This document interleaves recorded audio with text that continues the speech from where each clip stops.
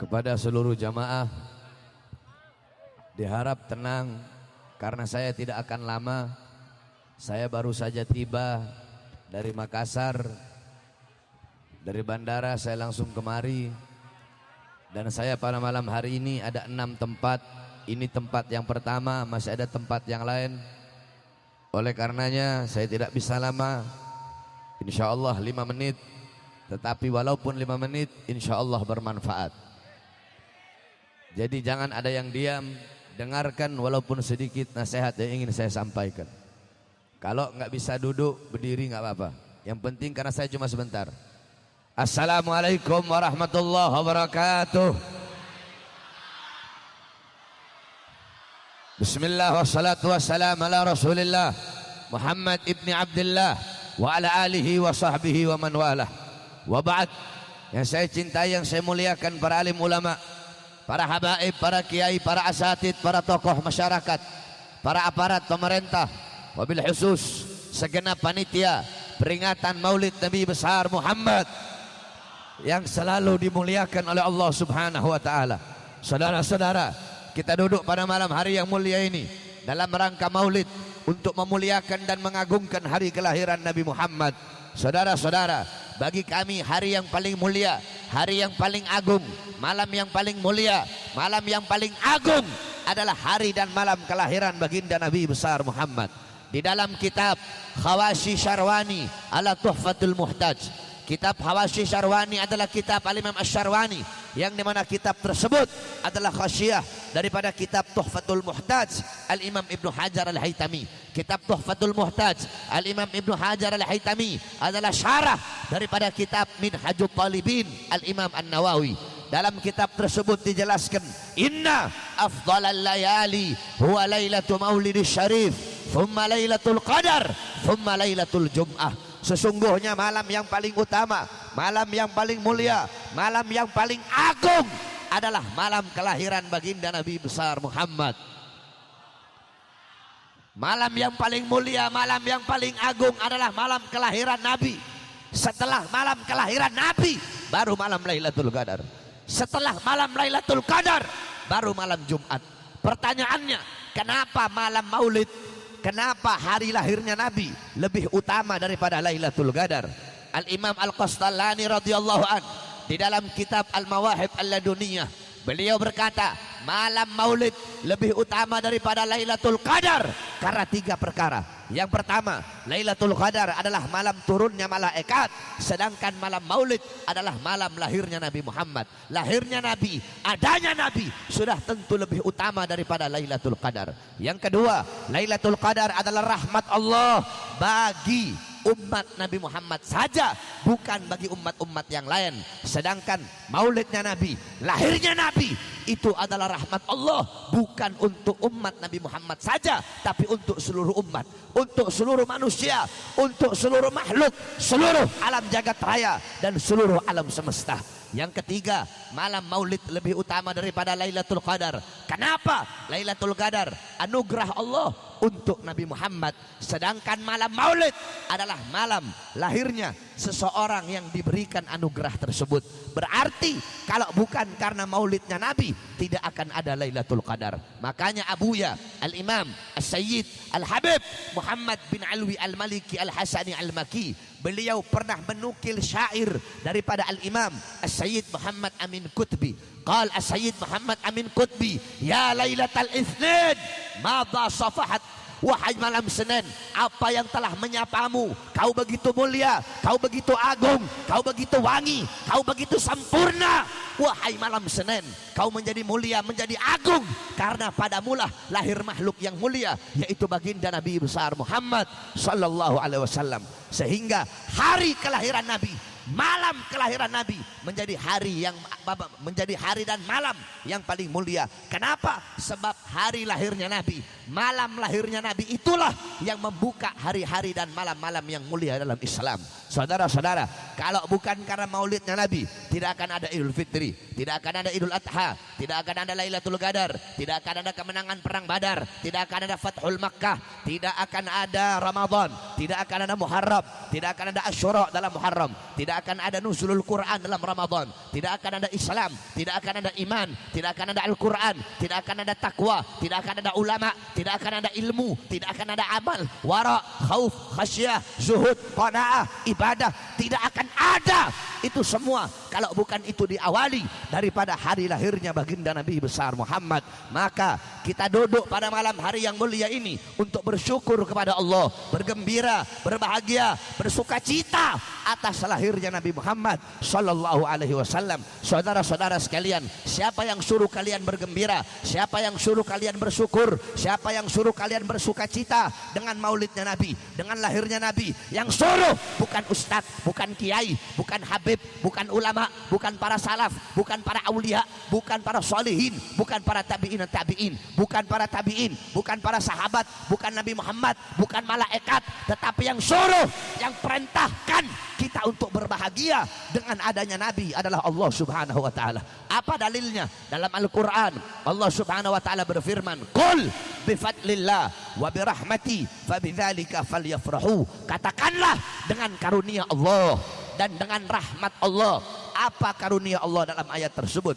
Dalam kitab tafsir Madarikut Tanzil Al-Imam An-Nasafi, dalam kitab tafsir Jami'ul Bayan Al-Imam Ibnu Jarir At-Tabari, dalam kitab tafsir Jami'ul Ahkam Al-Imam Qurtubi, dalam kitab tafsir Anwarut Tanzil Al-Imam Baydawi dijelaskan karunia Allah dalam ayat tersebut. Ada sebagian mufassirin yang mengatakan Islam, ada yang mengatakan ilmu, ada yang mengatakan Quran. Adapun rahmat Allah dalam ayat tersebut menurut Al-Imam Al-Baghawi dalam kitab tafsirnya Ma'alimut Tanzil, yakni tafsir bil ma'thur, beliau menjelaskan bahwasanya rahmat Allah dalam ayat tersebut sebagaimana dalam ayat yang lain Allah berfirman, wa ma arsalnaka illa rahmatan lil alamin. Tidak akan aku utus engkau wahai Muhammad kecuali engkau adalah rahmat bagi seluruh alam semesta. Maka dengan adanya Islam, ilmu dan Al-Quran sebagai karunia Allah, dan dengan adanya Nabi Muhammad sebagai rahmat Allah, hendaklah mereka bergembira, hendaklah saya bergembira, hendaklah kalian bergembira dengan adanya cahaya alam semesta, dengan lahirnya cahaya alam semesta, dengan lahirnya rahmat seluruh alam jagat raya, yaitu baginda Nabi besar Muhammad sallallahu alaihi wasallam. Saudara-saudara sekalian, oleh karenanya Al-Imam Busiri dalam qasidah Muhammadiyahnya beliau berkata, Muhammadun syukruhu fardun alal umami. Muhammad bersyukur dengan adanya beliau, bersyukur dengan lahirnya beliau, wajib bagi setiap umat untuk bersyukur dengan adanya baginda Nabi besar Muhammad. Maka kita duduk pada malam hari yang mulia ini untuk bersyukur kepada Allah atas kelahiran cahaya yang agung, cahaya yang dimana cahayanya menyeliputi seluruh alam semesta, yaitu baginda Nabi besar Muhammad sallallahu alaihi wasallam. Oleh karenanya saudara-saudaraku sekalian yang dimuliakan oleh Allah, saya wasiatkan kepada kamu, jangan jauh dari para ulama. Kenapa? Karena para ulama adalah pewaris daripada keilmuan baginda Nabi besar Muhammad sallallahu alaihi wasallam. Bergembiralah selalu, berbahagialah selalu dengan kelahiran baginda Nabi besar Muhammad sallallahu alaihi wasallam. Saudara-saudara, seluruh alam jagat raya, seluruh makhluk bergembira dengan lahirnya Nabi, illa iblis, kecuali iblis. Di hari lahirnya Nabi, iblis teriak, iblis menjerit, iblis tidak rela, iblis tidak ridho dengan kelahiran baginda Nabi. Kenapa? Karena bagi iblis Nabi Muhammad adalah musuhnya yang paling besar. Nabi pernah bertanya kepada iblis, wahai iblis, siapa musuhmu yang paling besar? Apa jawab iblis? Anta ya Muhammad, kamu wahai Muhammad adalah musuhku yang paling besar. Setelah aku siapa? Setelah engkau, keluargamu, anak cucumu. Setelah engkau, keluargamu, anak cucumu adalah makhluk yang paling aku benci. Saudara-saudara, para habaib adalah anak cucu Rasulullah sallallahu alaihi wasallam. Jawab semua yang keras. Berarti kalau ada yang benci dengan zuriyah Nabi, siapa itu orang? Siapa itu orang? Siapa itu orang? Siapa itu orang? Siapa itu orang? Kemudian Nabi berkata, setelah keluargaku siapa? Para pewaris keilmuanmu, yaitu para ulama. Berarti kalau ada yang benci ulama, siapa itu orang? Kalau ada yang benci ulama, siapa itu orang? Siapa itu orang? Nah, saudara-saudara, saya tutup ceramah saya dengan hadis Nabi Muhammad. Apa kata Nabi? Afdalul jihad kalimatu haqqin wa fi riwayah kalimatu adlin inda sultanin jair. Jihad yang paling utama, jihad yang paling bagus, jihad yang paling baik bukan memegang pedang, tetapi jihad yang paling utama, jihad yang paling bagus, jihad yang paling baik adalah menyampaikan kebenaran, menyampaikan kalimat yang adil, menyampaikan kalimat yang benar, menyampaikan firman Allah, menyampaikan hadis Nabi, mengatakan sesuatu yang hak di hadapan para pejabat-pejabat yang zalim. Saudara-saudara sekalian yang dimuliakan oleh Allah, selama ini kami para habaib dan beliau-beliau para kiai, para ustadz, yang dimana selama ini kami menyampaikan kebenaran, baik di dalam panggung-panggung ceramah ataupun di media-media sosial, di Instagram, di Facebook, di Twitter, di YouTube, dan di media-media sosial lainnya.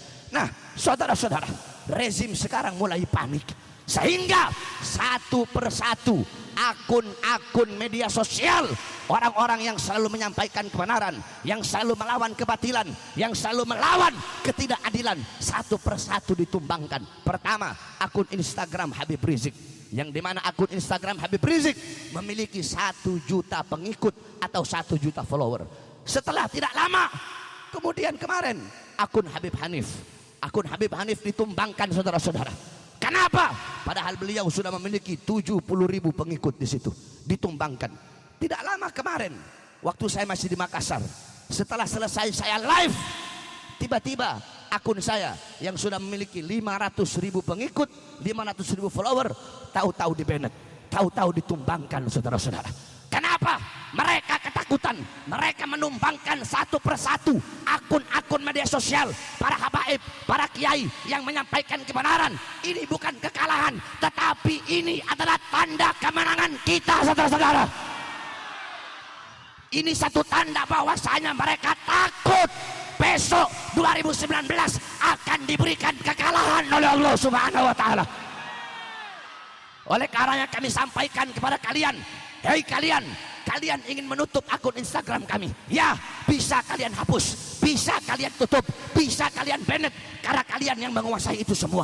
Tetapi walaupun kalian hapus Instagram kami, Facebook kami, media sosial kami, tapi demi Allah kalian tidak akan pernah bisa menghapus kebenaran yang akan selalu kami sampaikan. Allahu Akbar, Allahu Akbar, Allahu Akbar. Oleh karenanya saya sampaikan kepada kalian, wahai para pemuda-pemudi Islam, berjihadlah kalian, sampaikan kebenaran lewat media-media sosial kalian. Karena mereka ketakutan. Orang sekarang nggak nonton TV, saudara-saudara. Orang sekarang tiap hari, tiap saat itu ngeliat media sosial. Oleh karenanya penuhi media sosial kalian, sampaikan kebenaran, penuhi. Sampai sekarang foto Habib Rizik, foto Habib Hanif, foto saya di Instagram semuanya dihapus. Ketakutan betul mereka, saudara-saudara. Oleh karenanya saya sampaikan kepada kalian, kalian yang para pejuang-pejuang media sosial yang selalu menyampaikan kebenaran, satu akun kalian ditumbangkan oleh mereka. Jangan kalian putus asa, jangan kalian gelisah. Satu akun mereka tumbangkan, bikin 1001 akun untuk memperjuangkan agama Allah Subhanahu wa taala. Oleh karenanya saudara-saudara, akun Habib Rizik, akun Habib Hanif, akun saya dinonaktifkan. Kenapa? Karena para cebong-cebong, para musuh-musuh Allah, mereka melaporkan ke Instagram sehingga akun kami dihapus. Nah, kita berapa banyak di luar sana akun-akun yang menghina ulama, betul? Akun-akun yang menghina Habib Rizik, betul? Foto Habib Rizik diedit macam-macam, tidak pantas, kurang ajar, biadab, saudara-saudara. Tetapi kenapa tidak dihapus? Kenapa tidak di-banned? Instagram itu harusnya mereka berada di tengah, tidak pro kanan, tidak pro kiri, tidak boleh mereka pro rezim. Oleh karenanya saudara-saudara, mulai saat ini kalian para pejuang-pejuang media sosial, kalian para anak-anak muda, kalau kalian melihat ada akun-akun yang menghina Islam, menghina ulama, menghina habaib, maka tumbangkan akun tersebut, saudara-saudara. Saya tanya semua pejuang media sosial, siap berjuang di medsos, siap sampaikan kebenaran di medsos, siap memperjuangkan kebenaran, siap tegakkan keadilan.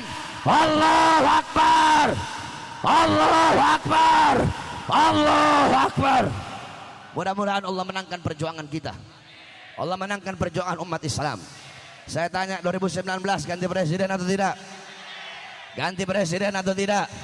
Ganti presiden atau tidak? Mereka panik betul. Mereka ketakutan betul. 2019 ganti presiden atau tidak? Ganti presiden atau tidak? Loh Beb, kenapa ganti presiden? Ya, presiden pendusta, presiden pembohong, presiden pengkhianat, presiden yang suka memberi janji palsu kepada rakyat, presiden yang hidup mewah, hidup senang, hidup kenyang di saat rakyat susah, di saat rakyat pengangguran, di saat rakyat kelaparan. Presiden seperti itu harus diganti dengan presiden yang lebih baik, saudara-saudara. Allahu Akbar. Allahu Akbar. Allahu Akbar. Jangan pernah kalian mundur. Jangan pernah putus asa. Jangan mundur walaupun hancur. Jangan berhenti meskipun mati. Saudara-saudara, satu kali kita jatuh karena memperjuangkan agama Allah. Satu kali kita dijatuhkan musuh karena menyampaikan kebenaran, maka kita wajib bangkit 1 juta kali untuk memperjuangkan agama Allah. Allahu Akbar. Allahu Akbar. Hidup Islam. Hidup Islam. Allahu Akbar. Allahu Akbar.